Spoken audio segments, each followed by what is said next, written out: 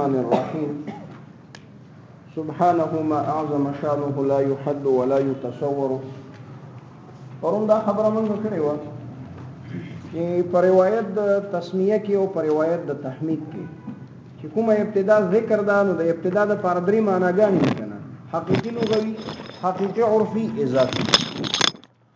اوس ابتدا چې ذکر ده په روایت د تسمیه کې او ابتدا چې ذکر ده په روایت د حمد کې، دلته د ابتدا نه کومه ابتدا مراد ده نو دي کې ټول نه احتمالو، څو احتمالو؟ نه احتمالو، درې احادي او شپږ احتماله سنایي. باغی کې بیا مونږ دا سویلې چې تعارض صرف هغه یو احتمال کې جوړیږي چې کله په دواړو روایتونو کې مونږ ابتدا حمل کو پچا باندې حقيقي لغوي باندې شابه سي، ٹھیک ده کنه؟ او باقی دا غاته احتمالات چې دي کنه په دې اته احتمالاتو کې تعارض ناراضي دا مو ویل کنه. نن دا خبره کوو کنه ان شاء الله چې په دو کې قوي احتمالات کم دي. نو ګوره جائز احتمالات ټول اته دي، ها جائز احتمالات ټول څو دي؟ اته دي. خو مونږه چې شرح کې احسن نوم والا کدا سو کتري خدا نه خواسته هغه چې احتمالات بیان کړي نو څو یې بیان کړي؟ پنځه یې بیان کړي. څو یې بیان کړي؟ په دې باندې رسېږي واته واړه ټول نه دي جوړ شوي، ښه اته واړه ټول نه دي جوړ شوي. خو موږ تاسو ان شاء الله اته واړه جوړو، هغه اجمال کړی دی. ښه نو ما ته وښ شي چې زه درته څه وایم دغه زده کوي نو بیا اته واړه بیا جمع کېږي. ښه اوله مرتبه کې دوه احتمال دي. څو احتمال دي؟ دوه احتمال دي. هغه دا دی په روایت د تسمیه کې د ابتدا نه حقيقي لغوي او په روایت د حمد کې حقيقي عرفي یو احتمال. په روایت د تسمیه کې حقيقي لغوي، په روایت د حمد کې حقيقي عرفي. دا یو. دویم د دې عکس په روایت د حمد کې حقيقي لغوي، په روایت د تسمیه کې حقيقي عرفي. پوښي دا دوه احتمال تر ټولو قوي دي. ولې؟ ځکه په جانبینو کې عمل په حقیقت باندې کیږي او په دواړو کې حقیقت لغوي نه ترک کیږي، حقیقت لغوي نه ترک کیږي. په ایمان په پوښوي اوله مرتبه کې دا دوه احتمال دي. په دویمه مرتبه کې بیا دا احتمال دی چې په دواړو کې د ابتدا نه حقیقي عرفي واغستل شي. حقیقي دا احتمال دا دوه نحکته دی په مرتبه کې. ولې؟ ځکه دلته اگر کا په روایتونو کې عمل په چا باندې کیږي؟ په حقیقت باندې کیږي، عمل په حقیقت باندې کیږي، خو حقیقت لغوي پکې ترکیږي او په غولنو دوه کې حقیقت لغوي نه ترکیږي. نو ځکه دا د اغه نه حقیقت ده. په دې باندې شری دا څو شو؟ درې دا څو یو لکه چرته یې دوه په اوله مرتبه کې شو، یو درې شو کنه. ها په دریمه مرتبه کې چې احسن نوم والا کوم دوه احتمال ذکر کړی دي نو دوه احتمال د دغه عکس دی. نو مجموعه څو احتمال دي؟ څلور احتمال دي په دریمه مرتبه کې. په دریمه مرتبه کې څو احتمال دي؟ ولی احسن نوم دا ذکر کړی هغه دوه احتمال په روایت د تسمیه کې حقيقي لغوي، په روایت د حمد کې اضافي. په روایت د تسمیه کې حقيقي عرفي، په روایت د حمد کې اضافي. دا دوه د دې عکس کا. په روایت د حمد کې حقيقي لغوي، په روایت د تسمیه کې اضافي. بل په روایت د حمد کې حقيقي عرفي، په روایت د تسمیه کې اضافي. څلور شول کنه شول. دا چې دی په دریمه مرتبه کې. ولې؟ ځکه دلته یو جانب کې حقیقت ترکیږي، حقیقت ترکیږي. څو شول ټول؟ و په څلورمه مرتبه کې هغه یو احتمال دی چې په روایتونو کې ابتدا نه کومه معنا واغستل شي، هغه اضافي. دا تر ټولو ښکته څلور مرتبه کې. ولې؟ ځکه په روایتونو کې حقیقت ترکیږي. اوس ته پوره شو کنه؟ په ایمان پوښوي ته پوښوي په اوله مرتبه کې کوم احتمال؟ څو احتمال دي؟ کم دي؟ شاباس یاره چې زی وایم تاسو ټول شروع وکړه. په روایت د تسمیه کې حقيقي لغوي، په روایت د حمد کې بل د دې عکس. په روایت د حمد کې حقيقي لغوي، په روایت د تسمیه کې دا دوه احتمال اوله مرتبه کې دي. ولې؟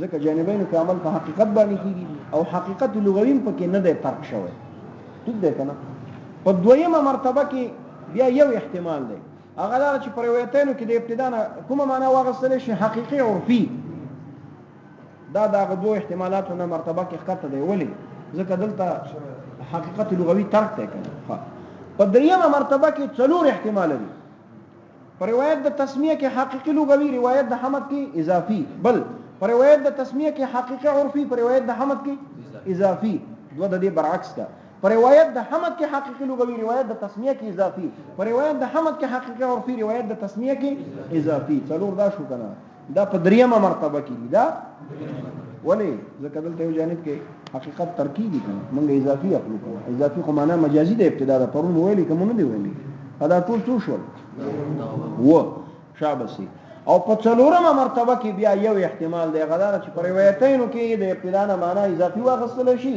نو معنا اضافي مونږ ویلي کنه چې دا معنا مجازي ده کنه نو پر روایتینو کې حقیقت ترکیبي په دغه طریقې سره باته واړه جوړوي اوس په پوښوي اوله مرتبه کې دوه احتماله دویمه مرتبه کې یو احتمال دریمه مرتبه کې څلور احتماله او په څلورمه مرتبه کې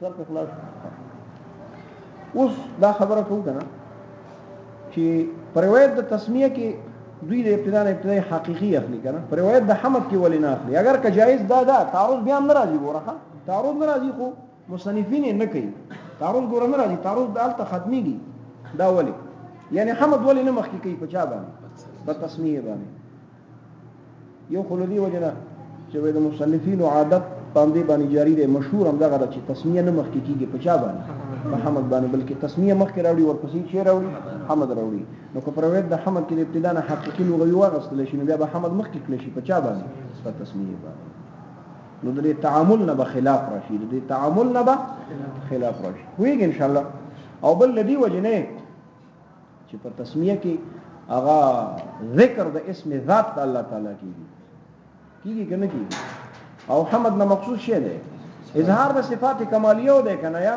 او مرتبه د ذات مخکې د پچا باندې په صفت باندې مرتبه د ذات مخکې د پچا باندې په صفت باندې ولی او ذات محل له صفت حال ده کنه یا صفت محتاج ده محل په دې باندې رسېږي نو مرتبه د محتاج له مخکې پچا باندې په محتاج باندې په دې باندې رسېږي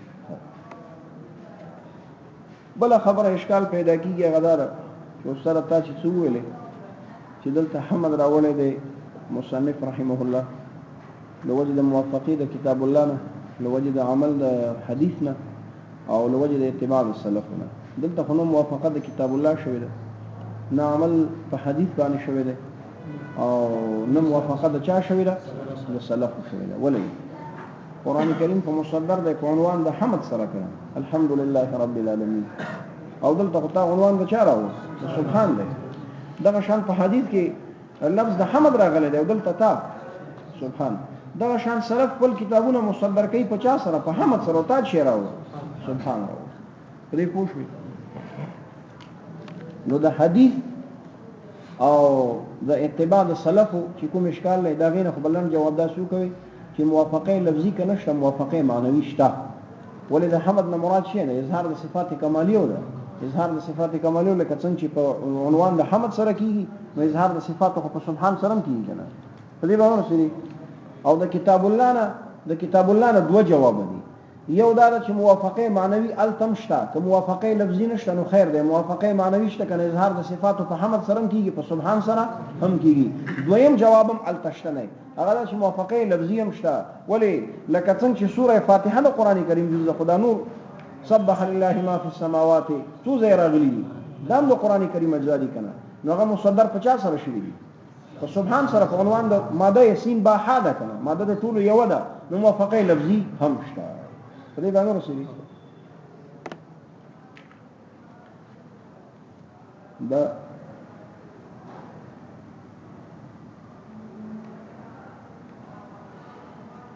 دا پرونه نن مشروع ویلې ابتدای حقيقي او لغوي دا په موږ تاسو ډیر وایي خدا چې کله بیا تاسو ان شاء الله د حدیث او کتابونو ته ورسېږي بخاری ته چې بیا کله ورسېږي نو بیا به تاسو په دې پوه شئ چې موږ ټول عمر دروغ ویلي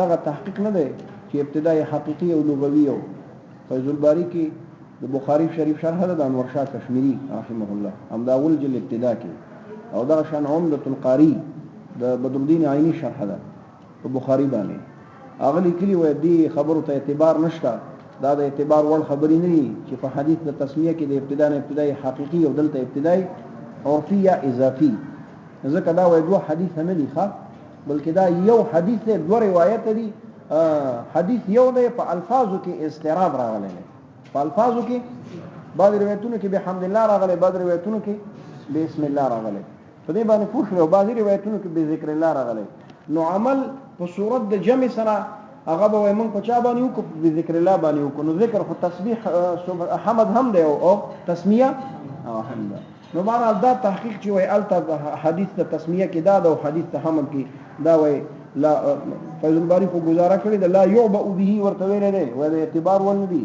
او بدر الدین عینی خو وای دا بنا د باطل په باطل باندې ځکه دا دوه حدیث نه دي دا په دې باندې بنا ده چې دا دوه حدیث شي نو خو بهرحال اوس مشهور دی کنه دی نو خو وایي خو ور سره دا دوه ټکی زده په دې باندې رسېږي بس ده کنه